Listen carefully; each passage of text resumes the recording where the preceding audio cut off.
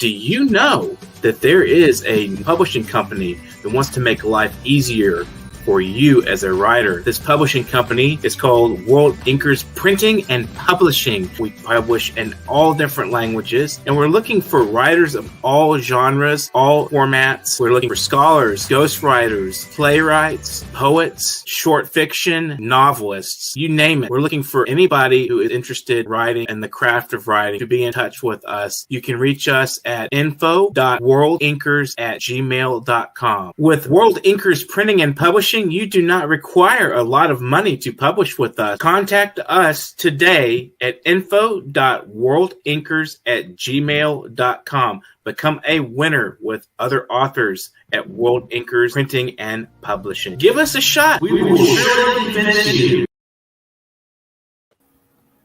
Hello, welcome to Foreign Policy Review, brought to you by Parrot TV, and I am Dustin Pickering, your host, with co-host Carlo Parcelli and Billy Bob. And today we have Vagabond Alexander Beaumont, and later Dennis Leroy Kangaley will join us for a discussion of film and poetry and politics. So let's kick this off. Let's let Carlo introduce himself a little bit with some questions. Vagabond. First, start with some background. Let's let the audience hear a little bit of your biography. Sure. I was born in the People's Republic of Brooklyn. I've been an artist and a writer and filmmaker for a number of decades now. The second movie I ever worked on was Do the Right Thing. I was an intern on that. And I've been working in the film industry for close to 35 years right now. And that's the quick bio. So, yeah. So you have a new film premiering this Sunday. Is that correct? Yeah, it's at the Latino Film Market Film Festival. It's going to be playing uptown in Washington Heights in New York City. Well, we encourage everyone out there to go see the film. One of the things that's intrigued me so much about you and Dennis is the commitment it takes to do an independent film. And I think there's probably no other artistic form in the West that's as ambitious as an independent filmmaker. And could you tell us a little bit about your system? I know I've read that you encourage people to begin with just two people on a bench and branch out. That was intriguing. So if you can elaborate a little bit about that. So the thing about filmmaking is that there's I was watching an interview the other day with Martin Scorsese and Francis Ford Coppola talking about filmmaking in the 90s, and they were saying that the problem with filmmaking is that, or Hollywood taking over filmmaking, is that the way in which you make a film and the way in which films are made are only made to benefit the way Hollywood works. And so what happens is everybody emulates that, thinking that's the only way to make a film. The thing with them in this interview with Coppola and Scorsese, that they were talking about that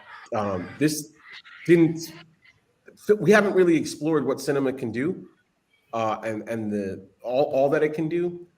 In their estimate, we're maybe at 6% of what cinema can do, and they feel that 4.5% of that was done in the silent era. So what I've learned is, because I've worked with huge Hollywood directors. I've worked with David Lynch. I've worked with Spike Lee. I've worked with, huge music video directors. And I've worked with some really horrifying people, like really bad people. And I have to tell you that I've learned more from working with people who don't know what they're doing. And I've learned more from people who are really bad at what they do than I have with people who know what they're doing. When you're working with Spike, there's a certain level of professionalism. It seems like everything's going to work out. It seems like everything's going to be okay. It seems like everything's fine. When you work with people who don't know what they're doing, who don't know who aren't organized, who aren't creative, who aren't problem solvers, then you can very quickly see how things fall apart. And so I do on occasion, I've done a guerrilla cinema workshop in which I've told people, when if you make a film, do it with 2 or 3 main characters, keep it really simple, right? And if you try to look at the whole thing as a whole, if you try to look at it as, okay, I've written this film and maybe it's 15 pages, and I've looked at it and I need, I add up all the things that I need, and it comes to maybe $15,000. You'll never start. You'll never get going because it's $15,000. But if you take the simplest thing, well, I've got 2 people in an apartment talking, or I've got 2 people on a park bench talking. What do I need for that? Well, I need a park bench. I need 2 people. I need a camera. I need sound. I need enough money to get people there. I need enough people to buy maybe a pizza for lunch or whatever, some drinks, whatever. And you start there, and you get, your 2 or 3 minutes there. And then you pick the next easiest scene and the next easiest scene. And by the time you get to the hardest scene, you've already invested. Everyone who's been working with you is already invested in the project. You have a sort of a language that you're working with people. You've developed a rapport with the people that you're working with, and you're ready to take on something bigger. And that's the way that I did my first feature, which is Machetero, which was a film about the Puerto Rican independence movement, which stars Isaac de Bancoler. People who don't know who Isaac is, Isaac, he works a lot with Jim Jarmusch. He's worked a lot with Claire Denis. He's worked with Michael Mann. He's been in the Casino Royale with James Bond, and he's been in Black Panther. But I've known Isaac since the 90s when we worked on a film called The Keeper with Giancarlo Esposito and Regina Taylor.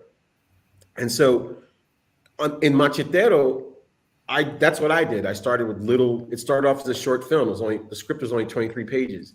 And then we wound up improvising everything else. And the film wound up becoming 98 minutes. But the way I started was just the simplest thing, and then the next simplest thing, and then the next simplest thing. And by the time we got to a really hard shoot, which was when we were shooting in a prison at what used to be called Bronx House of Detention, right on River Avenue next to Yankee Stadium. It's a Target now. That was a big deal. I had 20 extras. I had, a whole crew. I had to pay the city I had to get insurance, pay the city for the location, pay for the guards at the jail and all that. But I had already built up a tolerance, a way of working, and I knew I was confident to do that. That's how I tell people to start. Just 2 people talking on a park bench, grab a pizza, get a little cooler with some drinks, and get started. If you think about it in terms of Hollywood, what Hollywood does is they try to figure out what's it going to cost, how long is it going to take, and that works for them because they have a certain amount of money that they're allocating to this project. They have a certain period of time that they need people to be there, and that's what works for them. You know what I mean? Because it's financially driven. If you're not financially driven, then okay, you don't have the advantages of money, but you have the advantages of time. You have the advantages of creativity. You have the advantages of these knuckleheads who don't know anything about imagination or cinema or art over your head, breathing down your neck. So, that's how that's how I got started, and that's how I tell other people to get started. Billy Bob, Dustin, anything you want to add?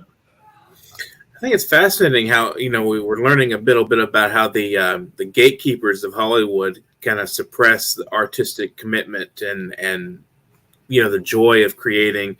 And I think that's fascinating. I've always been involved in or been intrigued by the concept of the gatekeeper and how they keep out a lot of people from being creative and they actually actively discourage people from being creative. That's quite fascinating how that sort of dynamic works there and with Hollywood. And I think you said 7 or 8% of the cinema's possibilities have been employed according to Tarantino and so forth. I think that's pretty depressing. It is. It is. It's like they call it the film business. It really should be the business film, because business always comes first before the film. And, my argument too is with people is that, when I go to pitch investors or these, I go to film markets. There's the American film market. There's the what they used to call the IFP market. It's now the Gotham market. I've done a bunch of these markets all over the world: London, California, New York. And the question that I ask people, I've been trying to raise money to do it. I'm doing a documentary. I've been working on a documentary for almost 9 years now on Abiodun Oyewole of The Last Poets, called Harlem's Last Poet. Now, the really important thing about The Last Poets, for people who don't know, is that they were hip hop before hip hop even had a name. I mean, they put out a record in 1969 that was them using rhyming poetry over percussions. Those are the roots of hip hop.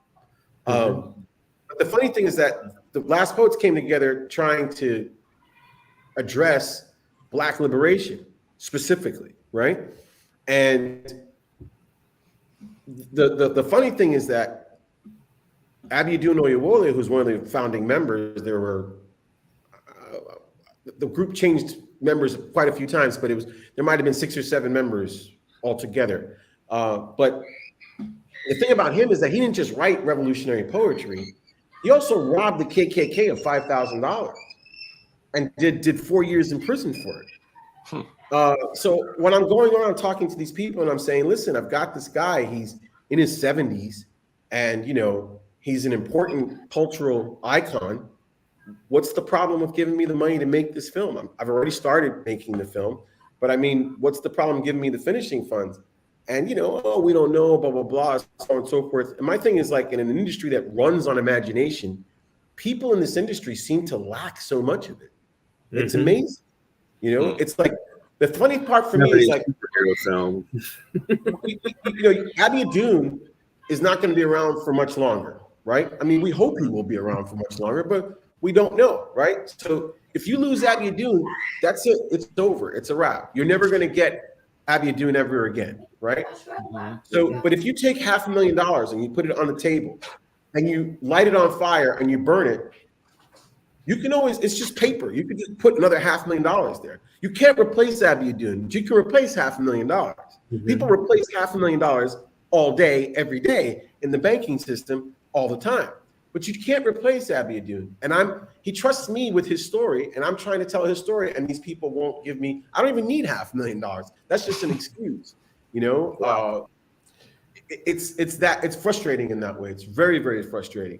It's like, it's the same politics that guides, the way in which people will spend money in the government is the same politics that guides the way that they spend money in Hollywood. And I can, listening to you talk, I can see why you're having the problems, because your short films, they're very contemplative, and that seems to run entirely counter to Hollywood's interest, which is box office. They don't want thoughtfulness. That has really no place in their iconography or their whatever you want to call it.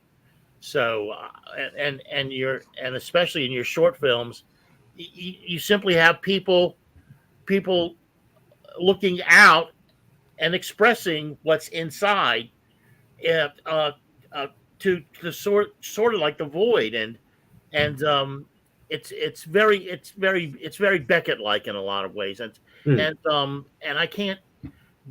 I mean, I really sympathize with you, but I can't see Hollywood ever coming around. But however, I was intrigued that with the Hollywood films that you do admire, like Apocalypse Now and The Revenant, which are also two films I greatly much admire. I loved Machitero. I was 6 years old, living in D.C. when the Puerto Rican nationalists stormed the Capitol, and so I guess I'm dating myself. And the funny thing about that is that we've just had this other issue on January 6th with people storming the Capitol. And I'm sitting here quietly waiting because, for people who don't know, in 1954, Lolita Lebrón, a Puerto Rican nationalist, stormed the U.S. Capitol with 3 other men, and she shot up the place. And they threw out a flag and said, long live a free Puerto Rico. They shot and hurt a few congressmen, but nobody was killed. And those people were sentenced to something like 55, 65 years for seditious conspiracy. So I'm waiting to see what happens with, what kind of slap on the wrist the Proud Boys are going to get for killing, not only just killing people, but killing cops, which are like, the pinnacle. That's like the pinnacle of society, right? Like the way that we look at things. Cops should never die, right? And they've been killing not just one, but more than one. A few police officers, Capitol police officers were killed. But I'm curious as to whether or not people will be held to the same standard that those Puerto Ricans were held to in 1954. The good thing was that Carter had pardoned them in 1979. From what I've been told, part of the reason was because the United States was talking about political prisoners in Russia. How can you keep so many political prisoners? And I'm not sure, but if I'm not mistaken, Khrushchev at the time said to the United States, well, you've got the longest held female political prisoner ever. And they were like, well, who are you talking about? They're like, Lolita Lebrón. And so it was like a black eye on the United States. It was like, to be biblical about it, the United States was going around talking about the speck in everyone else's eye and not concerned with the log in its own. And so Carter saw this contradiction and had to, in order for him to have a leg to stand on to sort of, be a moral giant in the world, he had to let this nationalist go. They did 25 years. I'm curious if anybody's going to do 25 years at that Capitol. At that Capitol, it's a strange thing. For me. I seriously doubt it. Also, there's a kind of curiosity about that. When in 1981, the Puerto Ricans bombed 11 U.S. planes that were slated to go to the Contras in Nicaragua. That's right. And what's interesting about that, in 81, of course, Carter was out, but Carter initiated the war, the Contra War. Reagan, of course, ramped it up heavily, that idiot. But Carter initiated that war. I've often thought, was there some sort of connection between that action? And obviously there was with the advent of the Contra War. But if there was any connection between the pardons and the bombing of those planes, I don't know. According to the macheteros who did that, and that was so. What happens is that the United States has a huge military base, a bunch of military bases in Puerto Rico, and they use those bases to sort of, if I'm not mistaken, they might have moved it, but the Southern Command is in Puerto Rico. Well, at that time it was, and so they were launching these planes to fly off to go to Nicaragua to go bomb, Nicaragua, right. And so the macheteros were like, no, you're not going to use our country to jump as a jumping point off to go off and go bomb some other Latin American country.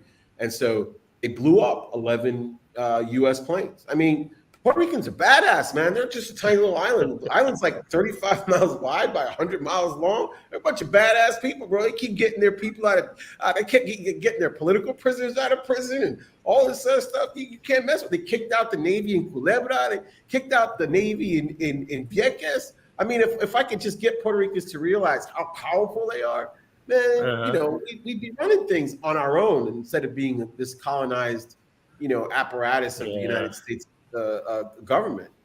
But I take it you're for independence and not. Oh yeah, for sure, totally. Okay. I believe in what Kwame Nkrumah said. Kwame Nkrumah said it is far, far better to govern or misgovern yourself than to be governed by someone else. I mean, that just sort of sums it up, Any problem that the United States, any problem that Puerto Rico has right now, right, can't be solved by Puerto Ricans at all. Any law that's passed in Puerto Rico right now it can be struck down by the U.S. Congress. So if Puerto Ricans tomorrow decided, well, you know what, we're gonna nationalize the electrical grid in Puerto Rico. The U.S. Congress could come and say, no, you're not going to do that. So it's the very definition of colonialism. Yes. has that in common with DC. Billy Bob, got anything? Yeah, I've been very quiet, so sorry about that. No. I was just listening. We were talking about the parallels between, well, I was thinking about the parallels between the disservice that the whole news apparatus does, the people, and it's very similar to the disservice that the Hollywood and movie making apparatus does. There's a lot of similarities between how both of those institutions, for lack of a better word, basically just are there to kind of gatekeep, like Dustin was saying, and make sure that things are within these very, very, very narrow lines, and anything outside of that is really not tolerated, not funded, not platformed, etc. So, I mean, I'm super excited about Vagabond's work. Like, I watched Machetero last night, and it was very good. I really like the sound, the music, the soundtrack. That was great. But I was hoping to maybe just hear about the upcoming premiere that you've got. Like, what is that about? What? So that's a speculative fiction, sci-fi sort of film, and so it's really weird because in 2017, it really started with the Japanese composer and musician Ryuichi Sakamoto, and he had done an album called Async, and he had a contest. And the contest, the concept for the album for him was that he had done a soundtrack to an Andrei Tarkovsky movie that did not exist. That's how he had imagined that his music was for some sort of film that did not exist. And so he had a contest for filmmakers to do something. And so I came up with this idea about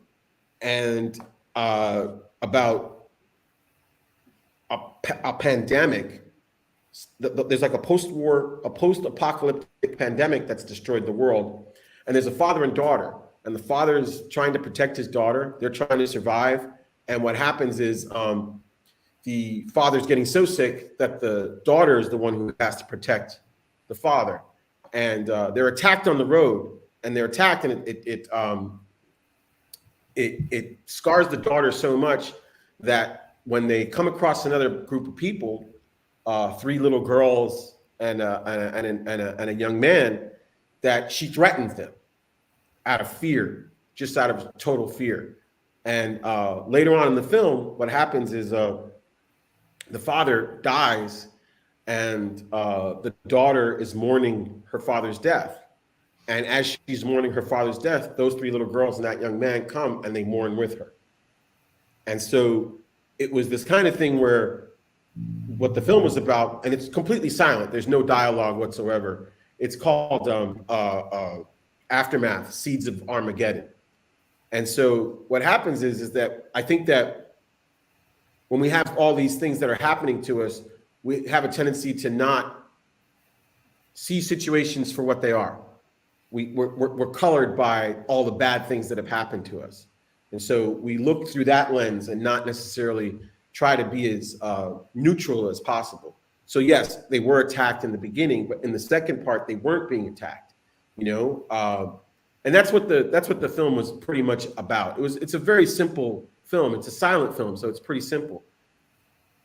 Well, the funny thing was that because the father was sick and the father was dying, when the pandemic struck, I called the actor, my co-producer, Omar Villegas. I said, we should do a prequel to Aftermath where we talk about the mother dying, and we'll do that. And he said, yeah, okay, but why are we going to do it as a short film? Why don't we just make a feature out of it? And I was like, okay, so we did. So the funny part was that I caught COVID early in March, like it was March 17th or 18th, right around there. And the city was shut down on the 16th. And all I could think of was how I could get better to get out and start shooting, because I knew the city was going to be empty. And I knew this was going to be an opportunity, not so much just because for my own story, but also as a document in and of itself. And so as soon as I got better, which was as soon as I was like 3 weeks in, And it was really, really scary shooting during the pandemic. I mean, you got to realize this is like, we started shooting in April. We didn't have a vaccine. We didn't have PPE. Like I had the 3 weeks that I was sick, I managed to gather up PPE. Like you couldn't even find hand sanitizer.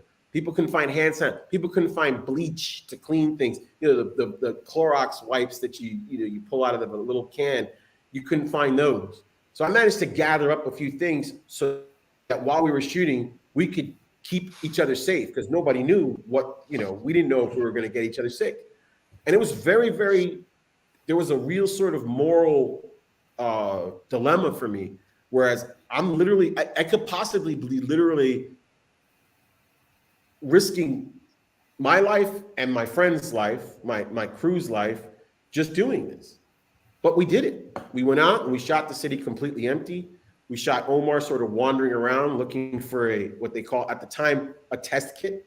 All I did was I took what was going on around me at the time and incorporated it into the film in real time. And so Into the Aftermath is the first 6 or 7 minutes are just empty streets of New York City, all over the place, sort of emptied out of humanity. And in a strange way, usually when you have these sort of post-apocalyptic sort of films, everything, it's sort of, you're sort of well into the apocalypse. Everything's broken, nothing's working, so on and so forth. What made this really eerie and I think really sort of unsettling is that don't walk signs are still flashing. Red lights are still changing. You know what I mean? Billboards are still electronic billboards are still going on, but there's nobody around. There's no cars in the street. There's no people walking around. It's almost like somebody walked out of the room and just left the lights on. It's like, and so we did a bunch of that. And then we did a bunch of stuff where Omar was walking around the city in this emptiness, sort of wandering around, looking for a pharmacy that had a test kit. And then what happened was we kept trying to shoot as much as possible with this emptiness. And we were getting harassed by all kinds of people. We were getting harassed by like security guards and cops and what are we doing and why are we there and so on and so forth.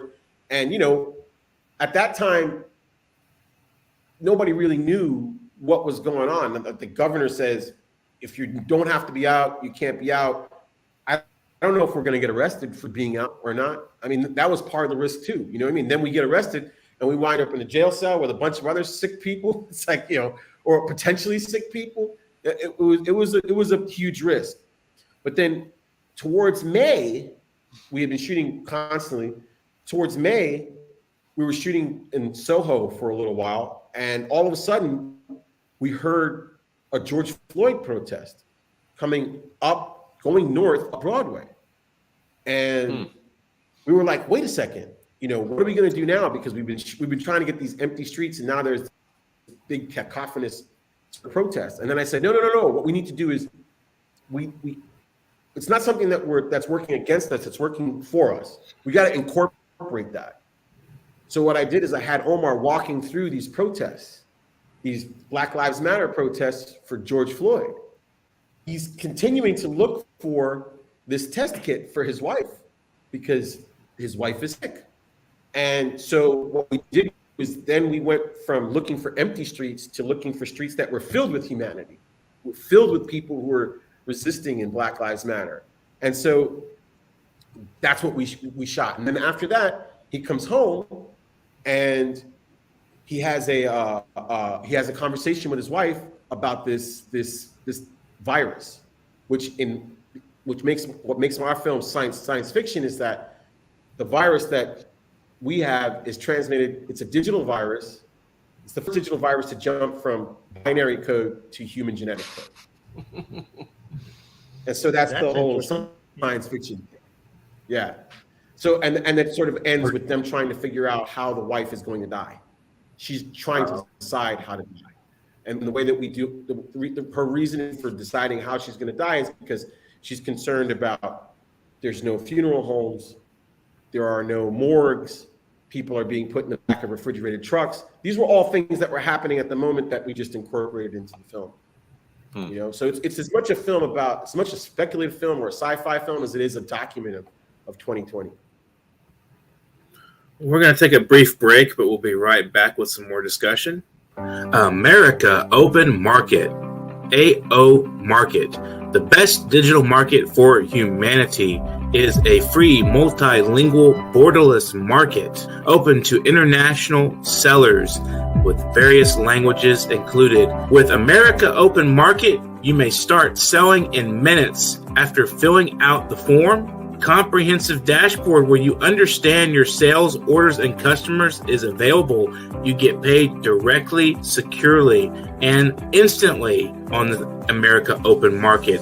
You can sell your house, car, electronic laptop, CD player, boombox, phone, headphones, furniture, and clothing, and anything on AmericaOpenMarket.com where all your sales and customer needs are met. Register as a merchant today. You will not regret becoming a vendor at America Open Market.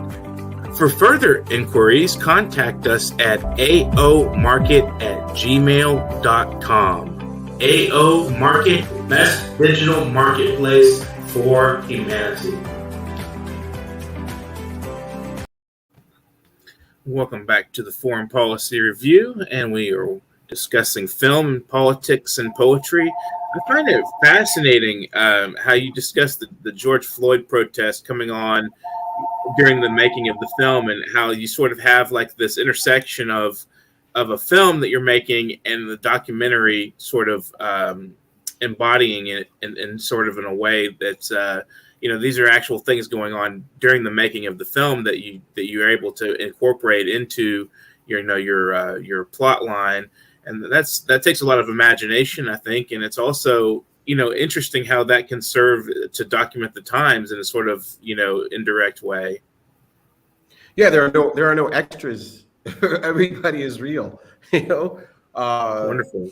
I remember when at one point in time they were shutting down the. At the time, people were going to Soho to quote unquote loot. I have a great picture from when we were shooting with Omar, my co-producer and star of the film, standing in front of this boarded up wooden window, and somebody had sprayed on it DIY reparations. And I thought, oh, that's great. Do-it-yourself reparations. And that's how I saw, because people were going into Soho, they shut down the whole city. Like nobody could come from outside of Manhattan into Manhattan. And if you were in Manhattan, you were stuck. They shut down the bridges. They shut down all the tunnels and everything. And so we shot them closing down the Manhattan Bridge. And ever since I'd seen the cover to Super Black Market Clash, where Don Letts, who was in Big Audio Dynamite, is walking in front of a big line of cops. I think it might be 1980 or 1981 in the UK in Brixton, when they had the riots in Brixton. And he's walking in front of this, he's this tall, slim dread, walking in front of this line of cops. And I looked at that record cover and I was like, I got to put that on film one day. I got to have that one day on film. And what happened was there was this huge barricades, and these must have been about 40 or 50 cops in front of the Manhattan Bridge. And, I'm a guerrilla filmmaker, so I take my chances, where other people might see problems, I see opportunities. And so I said, Omar, walk in front of this line of cops and we'll shoot you. And he was like, are we going to get busted? And my DP, Jeff Akers, was like, this is a big risk. And I go, yeah, but, nobody really wants to arrest us because they don't know if we're sick. And then they got to put us in a car and they don't know what's going on. Let's use it to our advantage. We're not sick, but they don't know that, so let's shoot it. So we shot it like 3 times. And then the cops were like, what are you guys doing? We're like, oh, we're making a film. And they're like, you can't be on this side of the street. And we're like, okay, fine. And then we walked away. But I finally got my Super Black Market Clash, homage shot with Omar walking in front of this whole line of cops. But yeah, because Omar had come up with the idea of making Aftermath a feature, as things were happening, I was writing the script. So again, I'm not really good with working in Hollywood because if an idea comes to me and I have the resources available to me, I'll just go start shooting. I'll just go start doing it. You know what I mean? I've shot, I don't know how many films I've shot that don't have a script. I've never written a single word of anything. You know, like the first film that we did in this Aftermath series, Aftermath Seeds of Armageddon, the one I talked to you about, the daughter and the father, that was completely improvised. There's nothing written at all. There's no script whatsoever. But as I was writing the script for this feature, January 6th happened. And so I incorporated that, except that in my speculative fiction sense, that Capitol riot doesn't fail, it succeeds.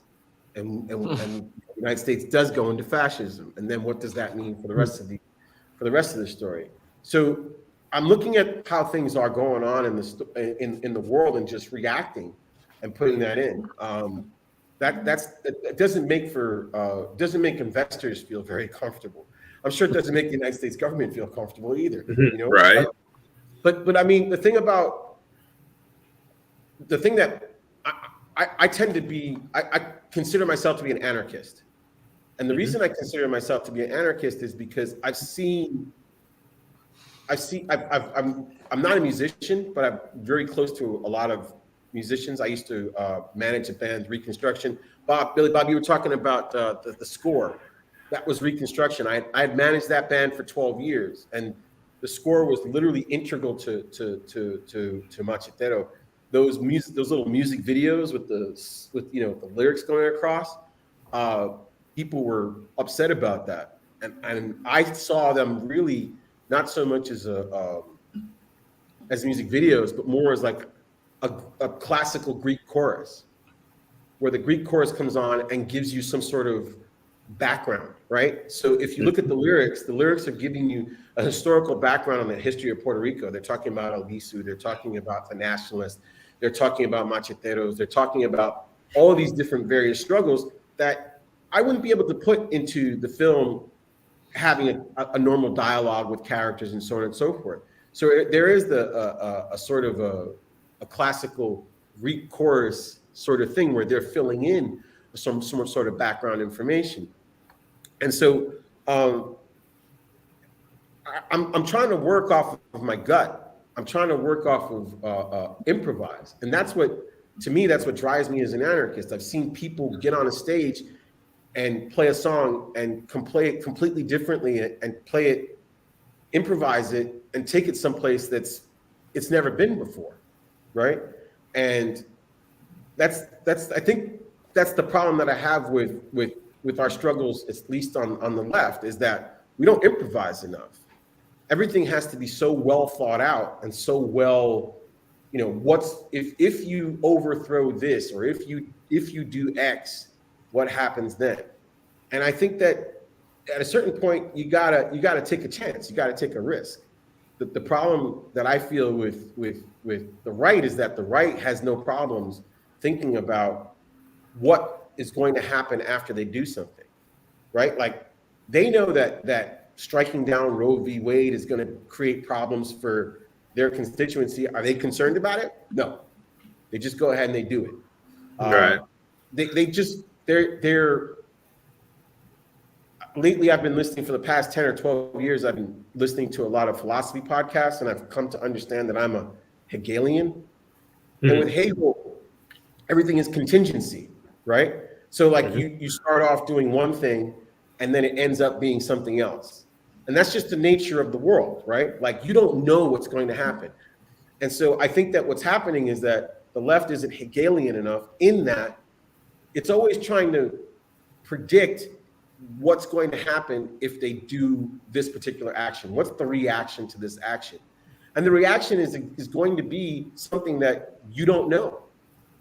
But it keeps you, but because you don't know it, we don't act on it. And because we don't act, we're always in the defensive and not in the offensive. And the right, the fascists don't have a problem with that, you know. Right. a good example is we're going to give tax cuts to the wealthy, and then they're going to invest that money into the economy, and that's going to do well. Okay, so they give the tax cuts to the rich, and then everybody goes, yeah, but they didn't invest in the economy. Okay, well then we'll give tax cuts to the corporations, and then they'll invest that into the economy. And then it doesn't happen, right? They don't Try really to fail, repeat. what they say is going to happen happens. They just do it, and that's what we should do. I mean, at least maybe push. We might be able. We might mess things up along the way a little bit, but we'll still push things down the field. We'll still change the paradigm somewhat slightly, open up the paradigm a little bit. And that's the thing that I feel with my art and with politics is that we need to take more risk, and as an artist, you can see the capabilities of artists taking risks. You can see the ability for people to improvise in the moment, it happens with musicians and artists all the time. And I don't think that's something that's specific to artists or musicians. I think that's something that's innately human, right? I mean, how many times have people had to improvise when things go wrong? It's just the nature of things. You got to give it a shot. You got to take a risk. I think the left is just too, it's too safe. It needs to take more risk. It needs to just, take way more risk. Take a page out of the right. The right takes all these risks all at once. It shoots for the moon, and even if it misses, it lands in the stars. I mean, meanwhile, we're stuck on the ground, stuck, not even stuck on the ground, stuck in the mud. So yeah, that's intellectual. I think like the left tends to be more bookish in a lot of ways. Like they're afraid of street action. I know I'm personally of that character. It's like we're afraid to get out in the world and tamper with things a little bit more. Right, so there's another great thinker who I like is his name is Nicholas Talib Nassim, and yes. he comes from the world of finance, couldn't stand it, and has now become sort of a thinker, a philosopher, an intellectual. He has a great book called Anti-Fragile. And the reason he came up with this term anti-fragile is because he couldn't find a word that was suitable enough to be the opposite of fragile. And so he has this sort of thing where his whole bag was that people should have skin in the game, right? And so the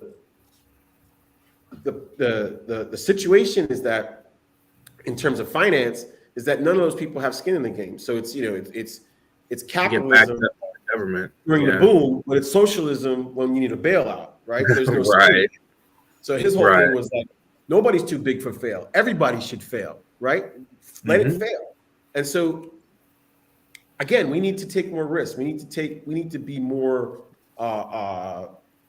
proactive as opposed to reactive. The left is very reactive. It's also, completely fractured and hypercritical. We all agree on a few things, right? We all agree on trans rights. We all agree on human rights. We all agree on gay rights and civil rights and anti-racism and anti-misogyny. We can agree on that. We may differ on how we can do that, but let's just try something, anything.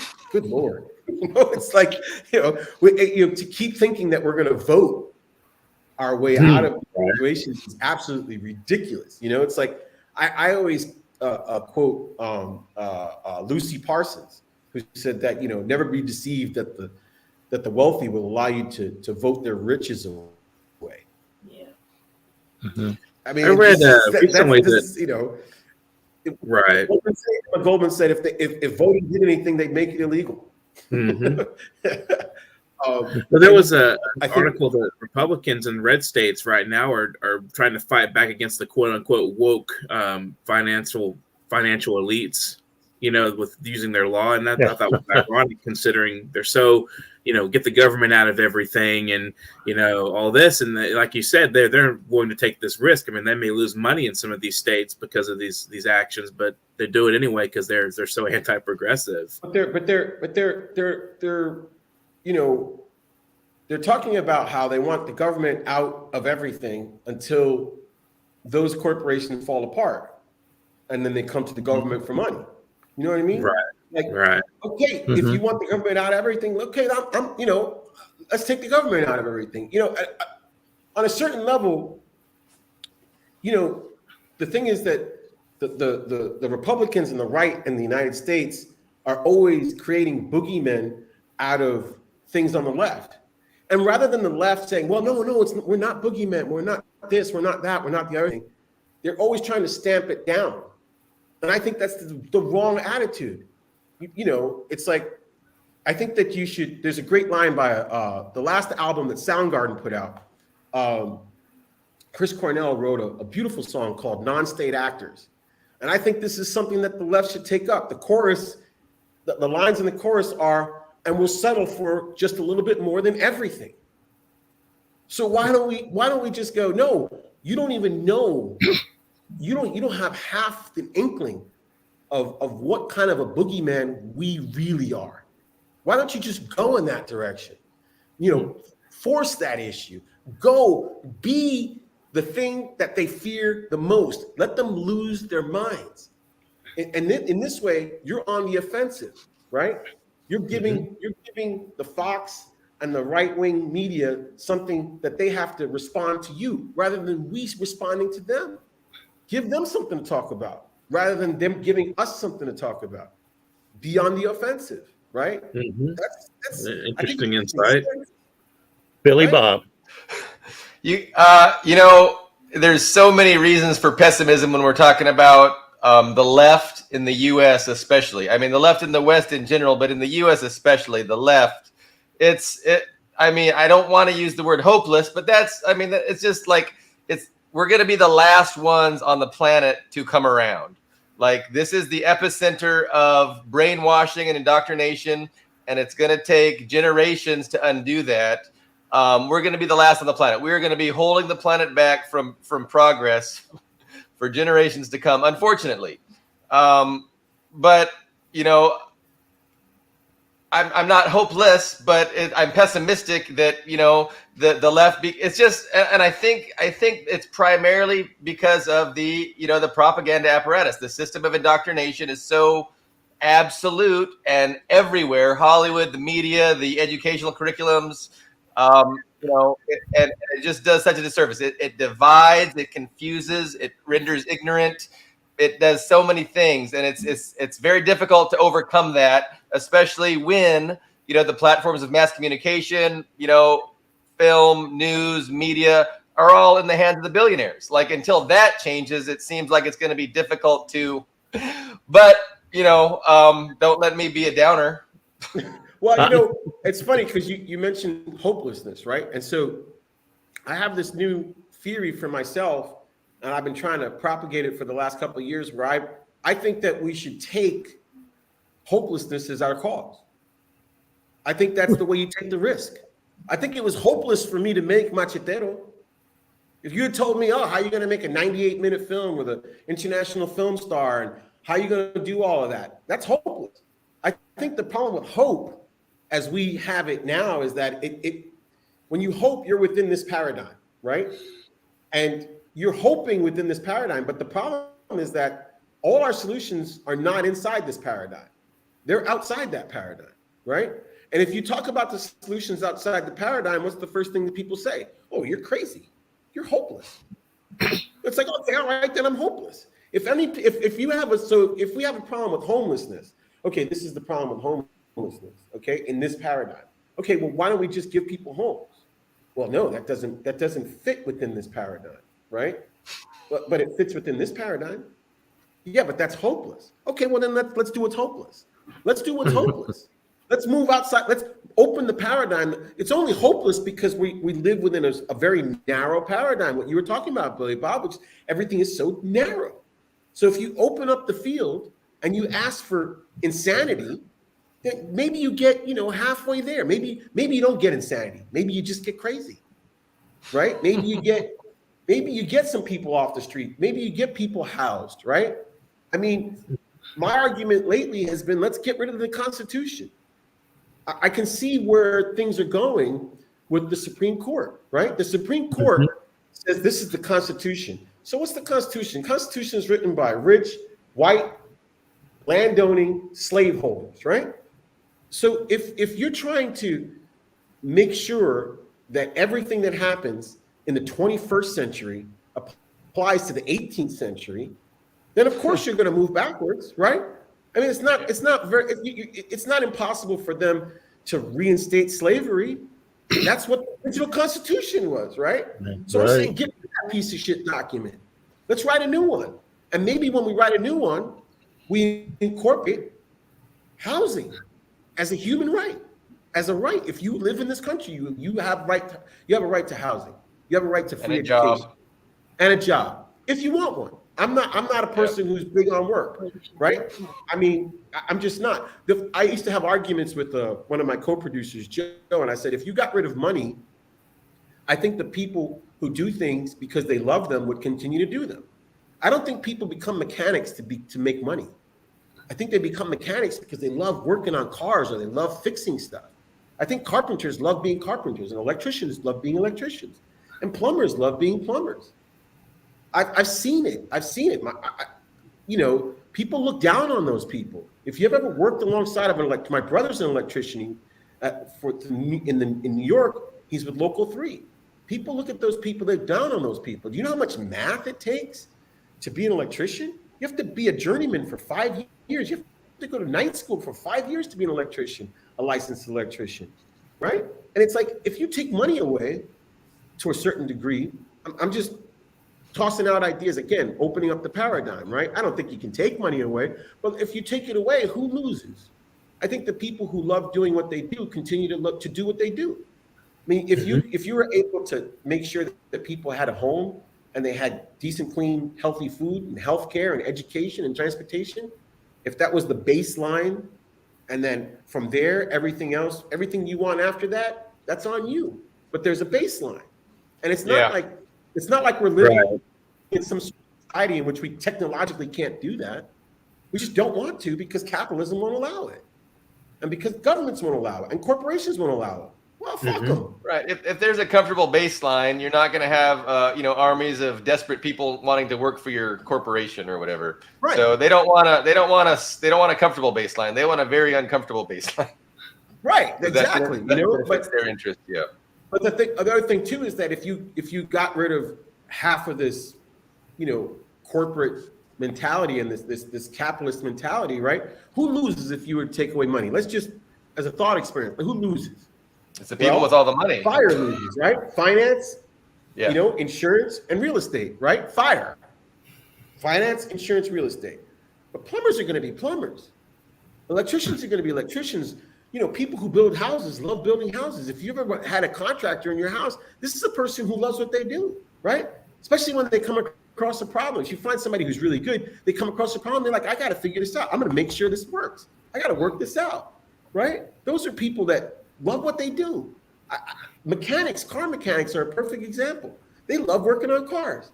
My dad knew a guy who was a mechanic. He was so good that he could hear an engine down the block and tell you what kind of car it was just by listening to the engine. I mean, that's, there's a beauty to that. There's like a craft to that. And I think those people will always be around. I think those people will always do what they do.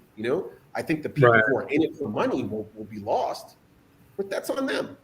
That's on them, and in a certain way, they're only going to be lost for a period of time until they figure out what it is that they're really supposed to do.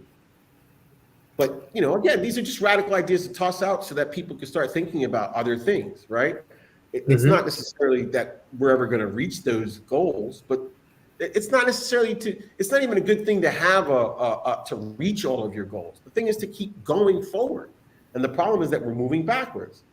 And like I said, part of that has to do with this Constitution, the Republicans, and the Supreme Court. They're going to roll everything back to the 18th century. Meanwhile, we're living in the 21st century. And it's like, we're really going to trust what a bunch of guys who would be freaked out over a dishwasher are going to talk about in terms of guns control? These guys would be like, what's a dishwasher? What's that? There's not much more that's more foolish than idolizing this old ancient document. Like that's just the dumbest politics I can think of. But it's a lot of people those guys were atheists. Because it favors them. It still favors them. Right. Yeah, I mean, for the time. Take into account that that that people are already throwing out the Constitution, like the Koch brothers and Richard Scaife and people like that. They have enormous wealth and power behind them that have a new Constitution that don't include anything we've been discussing here. As a matter of fact, they're far more draconian than the original Constitution. One of the things that worries me a whole lot is what I've seen in the popular in this medium here, popular figures like Jimmy Dore and Max Blumenthal, and to a certain extent David Hinkle, who think that they can align themselves with these right people because the context that they're operating in, they can't see the context. They think that ignoring the January 6th thing as a kind of media debacle put on by the Democrats demonstrates that what they think that it's just a phony thing, so they can go on Tucker Carlson or somebody like that and commiserate about January 6th, where Tucker Carlson doesn't have the same intentions in line at all, right? That they do, and I can't believe that people, especially Max Blumenthal, who's a very intelligent guy, lives here in D.C. They can't see the distinction except COVID, another one where they're just idiotic about it because the political allegiance to the anti-vaxxers and that thing is utterly different from Jimmy Dore's position on vaccinations and so on and so forth. The whole notion, the popularity of Joe Rogan. Well, this country's full of idiots. So you're going to have, of course he's going to be popular. There's a lot of fucking idiots out there. Come on. And so to embrace this Joe Rogan iconography on the part of really generally, Max Blumenthal, expressing admiration for Joe Rogan. What the fuck is going on? You have to make the distinction between the context that these people are operating in, which is devious and evil, and not the surface, which looks the same. And I think the medium we're operating in, this computer medium, is lending to that in some very, very dangerous ways. But I just wanted to throw that in. And another thing, maybe your Coney Island films really have that Hegelian sense to them. As a matter of fact, I wasn't 5 minutes into the first one I watched, and I said, I hear Hegel here. And it's true. I like them for that. I can't imagine Hollywood having anything to do with that kind of attempt at revelation. And so I just wanted to mention that before we go. We don't have too much time left, but So it's been a really great discussion. I think we come some insights here from a lot of different quorums and so forth. I think we did a lot of good discussion today. So thanks for joining us, Vagabond and yes. Carlo and Billy Bob. Thanks for all the insights. Thanks for having me. Wonderful. Yeah, thank you so much. I appreciate it. Yeah. So, next week we'll see what happens for next week's programming. This has been Foreign Policy Review, and I'm Dustin Pickering. And enjoy this promotional video.